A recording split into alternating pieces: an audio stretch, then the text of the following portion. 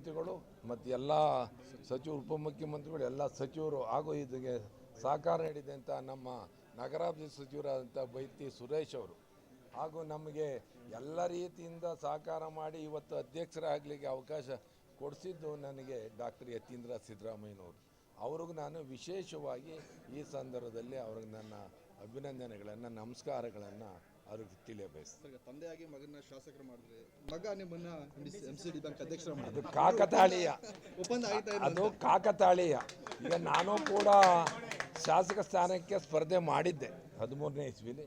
ಅದು ಅವತ್ತು ಗೆಲ್ಲಕ್ಕೆ ಆಗಲಿಲ್ಲ. ಆದರೆ ನೆಕ್ಸ್ಟು ನಾನು ಯುವಕರಿಗೆ ಅವಕಾಶ ಮಾಡಿಕೊಡ್ಬೇಕಂತ ಹೇಳಿ ಅದು ನಮ್ಮ ಮಗನ ಚುನಾವಣೆ ನಿಲ್ಲಿಸಿ ಅದನ್ನು ಗೆಲುವನ್ನು ಆಯಿತು.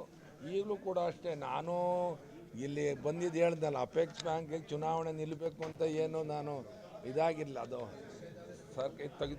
ನಮ್ಮ ಜಿಲ್ಲಾ ಮಟ್ಟದಲ್ಲಿ ನಮ್ಮ ಮಂತ್ರಿಗಳು, ಮುಖ್ಯಮಂತ್ರಿಗಳು ತೆಗೆದುಕೊಂಡ ತೀರ್ಮಾನದಂತೆ ನಾವು ಕೂಡ ನಿಂತು ಈಗ ಗೆಲ್ಲಲಿಕ್ಕೆ ಕಾರಣ ಆಯಿತು.